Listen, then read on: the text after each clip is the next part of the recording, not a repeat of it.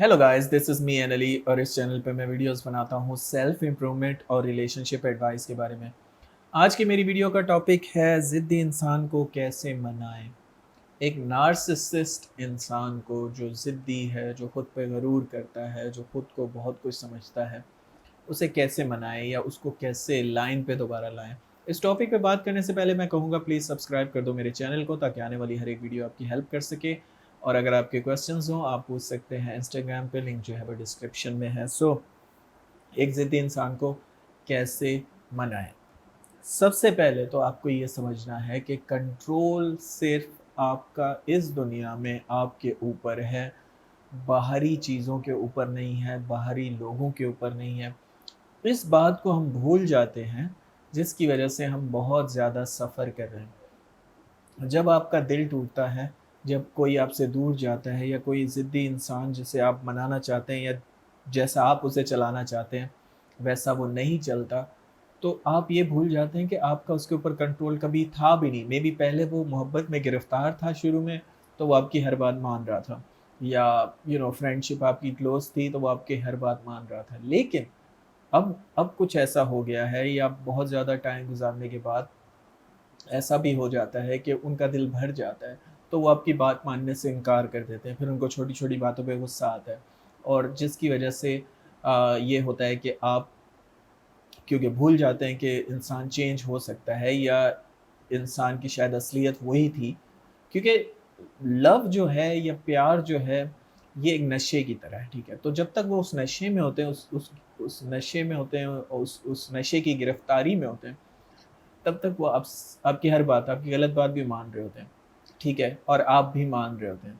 लेकिन जैसे ही उनका मूड चेंज होता है, मेबी कोई उनको और मिल गया या मेबी उनका वैसे ही दिल नहीं कर रहा बात करने का या मेबी शायद उनको आप पे ऊपर गुस्सा आ रहा है, कोई आपने बातें ऐसे की या कोई आपका बिहेवियर पैटर्न ऐसे था, बार-बार आप गलतियाँ कुछ इस तरह की कर रहे थे, आपके बोलने का अंदाज़, आपके जोक करने का अंदाज़ जो अब उनको इरिटेट कर रहा है, जिसकी वजह से वो फिर ज़िद पे आ जाते हैं और फिर वो आपकी सही बात भी मानने से इनकार कर देते हैं, जिसकी वजह से फिर आपको समझ नहीं आता तो करें तो क्या करें? तो सबसे पहले ये करें कि अपने दिमाग को बताएँ, स्टेप बाय स्टेप चीज़ें बताऊँगा। सबसे पहले ये बताना चाहूँगा कि पहले अपने माइंड पे वर्क करें, क्योंकि हर कामयाबी एक मेंटल स्टेट है, ठीक है? चाहे वो रिश्तों को बेहतर बनाने की कामयाबी हो, चाहे खुद की बॉडी बनाने की कामयाबी हो, चाहे खुद को बेहतर ज़िंदगी में सक्सेसफुल बनाने के लिए जद्दोजहद हो। जो भी दुनिया की कामयाबी की तरफ जो पहला कदम होता है, वो आपका माइंडसेट होता है। अगर आपका माइंडसेट ही लेज़ी है, तो आप जिम भी नहीं जा पाएँगे, आप पढ़ाई भी नहीं कर पाएँगे, आप कुछ भी नहीं कर पाएँगे। तो सबसे पहले अपने माइंडसेट को चेंज करें और अपने आप को ये बताने की कोशिश करें कि मैं सिर्फ़ उन चीज़ों पे कंट्रोल करूँगा इस दुनिया में जिनके ऊपर मेरा इख्तियार है, जिनके ऊपर मेरा कंट्रोल है। मैं उन चीज़ों को कंट्रोल करने की कोशिश नहीं करूँगा जो आउट ऑफ कंट्रोल है। आप अपने दिमाग पे कंट्रोल सकते हो, आप अपने जिस्म पे कंट्रोल कर सकते हो, आप अपने डिसीज़न्स पे कंट्रोल कर सकते हो कि मैं ये खाऊँगा, ये नहीं खाऊँगा, इधर जाऊँगा, उधर नहीं जाऊँगा, इतने बजे पढ़ूँगा, इतने बजे नहीं पढ़ूँगा, ये सब चीज़ें आपके कंट्रोल में हैं। लेकिन जो चीज़ें आपके कंट्रोल में नहीं हैं, मसलन कि लोग आपसे अच्छे से बात करें या लोग आपको इज़्ज़त दें या लोग आपके के ऊपर पैसा निछावर करें या ऑल दीज़ थिंग्स जो हैं, ये आपके कंट्रोल में नहीं है। तो इनके बारे में सोचना और खुद को परेशान करना बार-बार, ये गलत बात है। इसलिए मैं स्टोइक फ़िलॉसफ़ी को फ़ॉलो करता हूँ और मैं हमेशा ऑलमोस्ट ऑलमोस्ट हर वीडियो में या हफ़्ते में 1 वीडियो तो ऐसी बनाता ही हूँ जिसमें मैं बार-बार स्टोइक फ़िलॉसफ़ी के बारे में बात करता हूँ। स्टोइक फ़िलॉसफ़ी के मुताबिक आप हमेशा उन चीज़ों पे कंट्रोल करें, जिन पे आप कंट्रोल कर सकते हैं। उन चीज़ों पे गौर मत करें जो आउट ऑफ कंट्रोल है, क्योंकि वो आपको और ज़्यादा सैडनेस और मिज़री ही देंगी। वो आपको कभी खुशी नहीं देंगी वो चीज़ें जो आपके आउट ऑफ कंट्रोल हैं, ठीक है?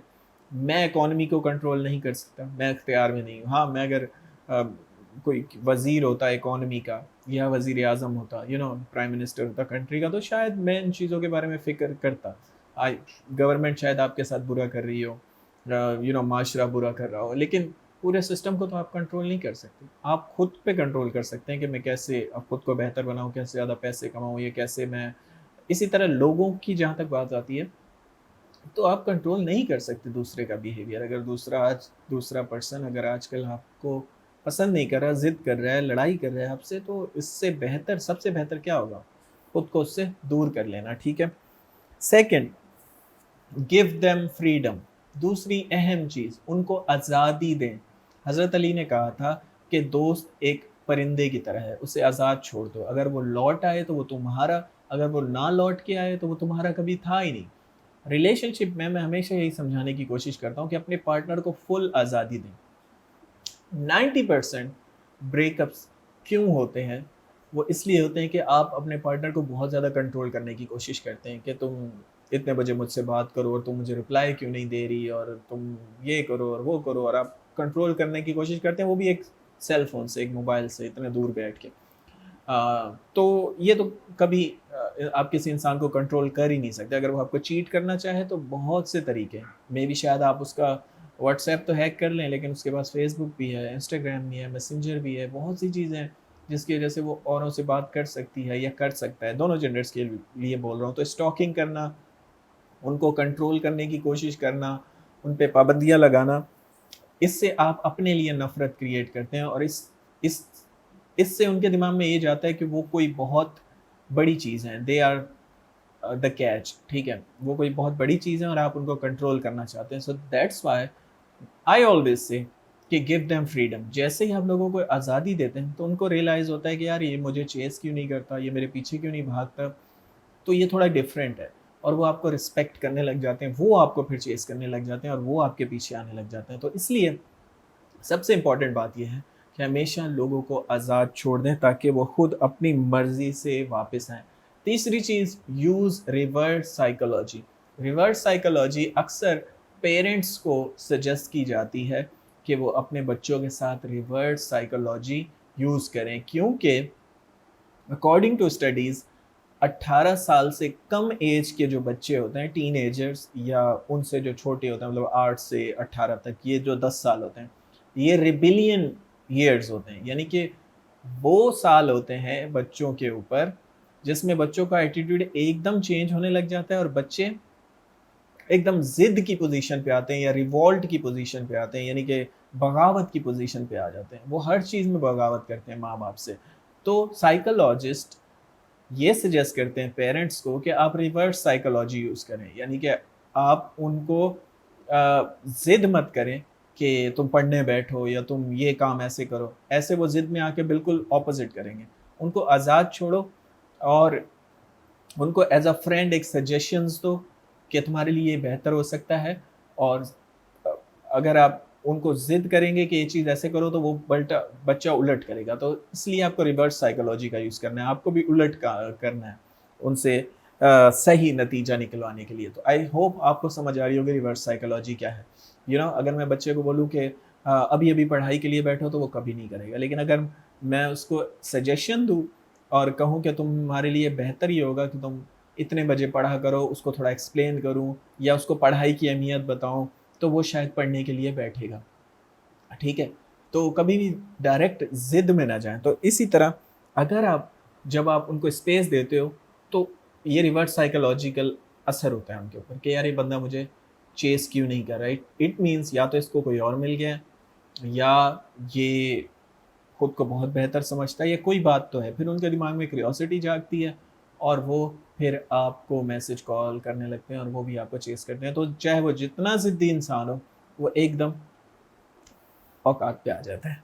आखिरी चीज़, मिरर देम, ठीक है? अगर आप चाहते हैं, चाहे वो ज़िद्दी इंसान हो, चाहे वो किसी भी तरह का इंसान हो, ये मैं हमेशा कहता हूँ, रिलेशनशिप में अपने पार्टनर को थोड़ा मिरर किया करें, ठीक है?